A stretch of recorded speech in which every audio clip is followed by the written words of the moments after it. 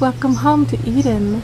So you're considering getting back with your ex, and you want it to be different this time, and you want to have that clarification from the beginning to do things really in a new way, right?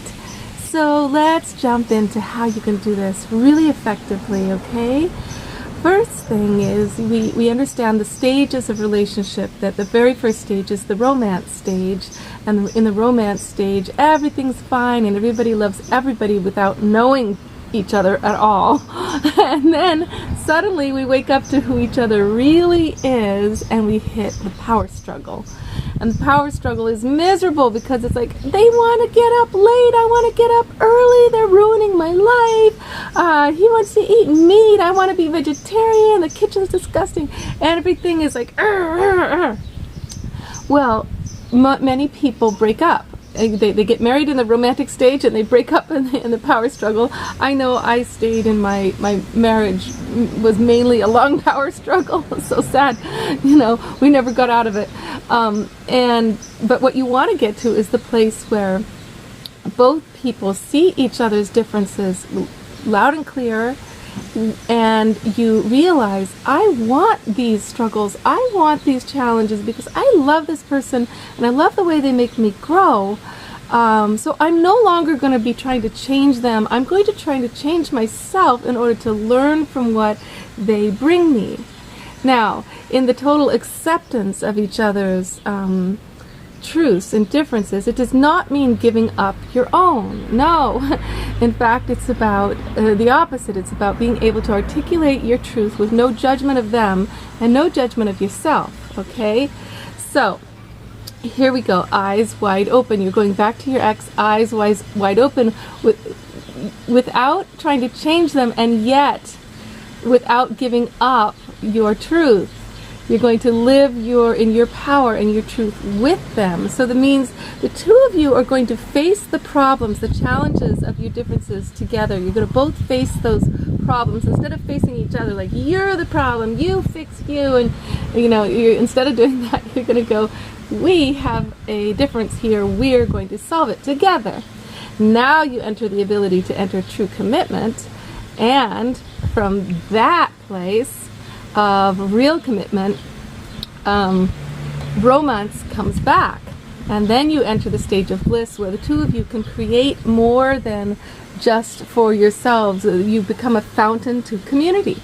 So the thing is, you have deal breakers. Well, the reason you broke up in the first place is you did have deal breakers, and this time you are going to respect each other's deal breakers in a whole new way. Okay, so one of the things is about each other's love languages, and I often see that the women are they are meeting the men's love language. If it's physicality, they're making sure that they're physical, and if it's words of affirmation, she's making sure she says positive things. But when it comes to her love language, whatever it is, whether it's fixing things or if it's quality time, he's all filled up. He's like, no, I'll do that later. I don't have time for that. It's not as important as my love language. And he doesn't get it that her language is really primary to her, just like his is to him. And so you want to have that balance, the two of you, where you're both meeting each other's love languages, really, really consciously going, okay, what is it you need? Acts of service. What are those acts of service? I got on this whole thing about the love languages. I just find it so helpful. All right, so now you do want to have it's enough in common in your lifestyle. So you both love yoga, you both love vegetarian or at least really fresh eating, maybe you're both vegans, you both love meditation, you like to have tranquility, or maybe you like to have really exciting nightlife happening often. You have enough in common in your lifestyle that will also help thread the time together, because you want to be enjoying your time, right? Remembering that the positive affirmations you're going to give this time are really, really important. So if the man, let's see, if his job is to make sure he's meeting her deal breakers as much as she is his, her job is to not be so negative, okay? I'm really sorry about all the sounds on this. I just can't even do these videos without constant guys in big machines all around me. Why did I put myself here? Shelburne Falls is supposed to be peaceful and beautiful. Thank you. So her job is to not be so negative, okay? So her negativity is like what tanks things, and she gets negative because she's not getting what she needs, but she's got to be responsible this time. If you're the woman, you're responsible for the changes you want to make, for the limits you have, for the new way it needs to be set up. He's not. That's your responsibility.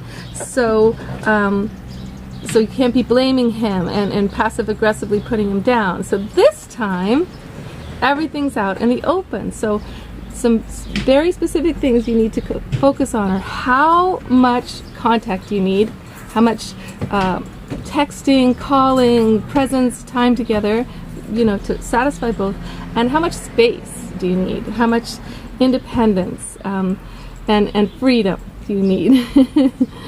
All right, so. And also think about your fidelity. What is that about, and what does that mean to you, and how are you going to set it up? Okay, how are you going to deal with the issues of jealousy, and really just do it differently this time, so that you can allow each other to breathe and flow and connect with the whole world, and be that fountain to the larger community. If you're jealous, constrictive, controlling each other, you can never be a fountain to the world. You want to be a fountain to the world, okay?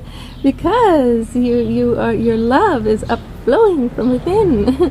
Okay, much love, darling. Sorry for all the noises. Okay, much love.